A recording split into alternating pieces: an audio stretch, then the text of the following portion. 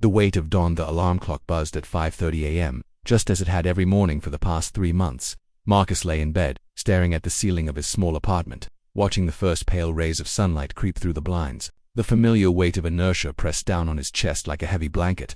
He couldn't throw off. His running shoes sat by the door, laces tied and ready. His gym bag hung on the hook beside them, packed with clean clothes and a water bottle. Everything was prepared for the morning routine he had promised himself he would start yesterday, and the day before that, and for weeks before that.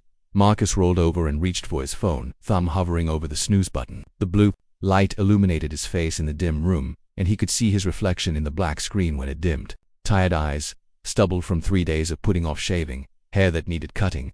When had he stopped recognizing himself? The apartment was quiet, except for the soft hum of the refrigerator and the distant sound of traffic beginning to build. On the street below, his neighbors were probably already up, already moving, already living their lives with purpose and direction. Through the thin walls, he could hear Sarah next door getting ready for her morning yoga class. She taught at the studio downtown, her voice always bright and energetic whenever they passed in the hallway.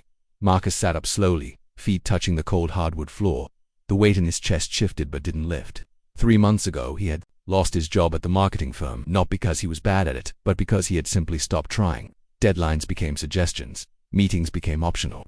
The work that once challenged him became a mountain he couldn't climb. His savings, the count was dwindling. The stack of rejection letters from job applications sat on his kitchen counter, a paper monument to his half-hearted efforts. Each one was a form letter, polite but distant, thanking him for his interest while declining to offer him a future. Coffee maker gurgled to life, a small victory in his daily routine. At least he still had that. The rich aroma filled the small kitchen as Marcus opened the curtains, letting more light into the space. The morning was crisp and clear, the kind of day that promised new beginnings if you were willing to reach for them. He poured his coffee into the blue mug his sister had given him last Christmas, the one with "World's Okayest Brother" printed on the side. She had meant it as a joke, but lately it felt more like an aspiration than an insult. Marcus walked to the window and looked out at the park across the street. Early morning joggers were already making their loops around the path, their breath visible in small puffs of vapor. Dog walkers moved at a leisurely pace, stopping to chat with neighbors. Life was happening all around him, and he was watching it through glass. His phone buzzed with a text from his sister Emma. "Coffee later, I have news to share." Emma was always having news to share. New job, new apartment, new boyfriend, new adventure. She moved through life like she was dancing, each step leading naturally to the next. Marcus envied that grace, that forward momentum that seemed to come so easily to everyone else. He typed back, "Can't today, maybe tomorrow." The lie came is he had nothing planned for today except the same nothing he had planned for yesterday. But as he hit send, something shifted in his chest. Not the weight lifting, but something else settling beside it. A small voice, quiet but persistent, asking him why. Why was he choosing tomorrow? Why was he choosing nothing? Why was he choosing to watch life instead of living it? Marcus set down his coffee and looked at his reflection in the window. The man staring back at him looked tired, but not broken. Stuck, but not lost. The realization came slowly like sunrise. He wasn't lazy. He was afraid. Afraid of trying and failing again. Afraid of putting himself out there and being rejected. Afraid of discovering that his best effort still wasn't good enough. So he had chosen not to try at all, mistaking self-protection for laziness, calling it rest when it was really hiding.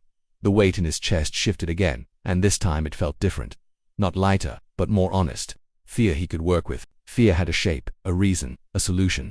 Laziness had felt shapeless and permanent, but fear was just scared energy waiting to be redirected. Marcus picked up his phone and deleted his message to Emma before she could read it. He typed a new one. "Actually, yes, coffee sounds perfect. I have some things I want to talk about too."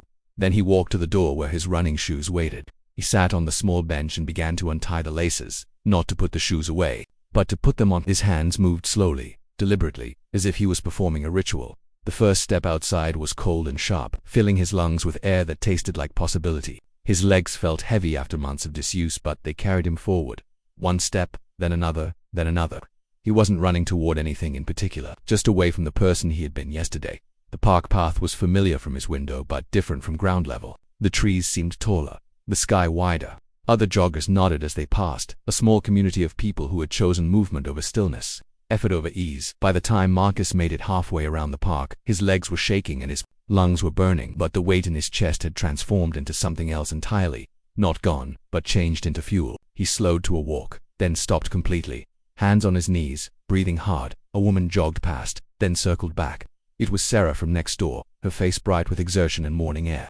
"Marcus, I didn't expect to see you out here." "Good for you." He straightened up, suddenly self-conscious about his ragged breathing and old t-shirt. Yeah, well, first day back. Trying to get back to myself, I guess. Sarah smiled, and it was warm and genuine. The hardest part is showing up. Everything after that is just practice. As she jogged away, Marcus realized she was right. He had shown up. Not perfectly, not gracefully, but he had shown up, and tomorrow he could show up again, and the day after that. Walking home, Marcus felt the weight in his chest settling into something manageable. Not gone. He suspected it might never be completely gone, but transformed into something he could carry while still moving forward. He had coffee to drink with his sister. He had applications to write with real effort behind them. He had tomorrow's run to plan. The sun was fully up now, warming his face as he climbed the stairs to his apartment. Through Sarah's door, he could hear music playing softly. Life was still happening all around him. The difference was, now he was part of it again.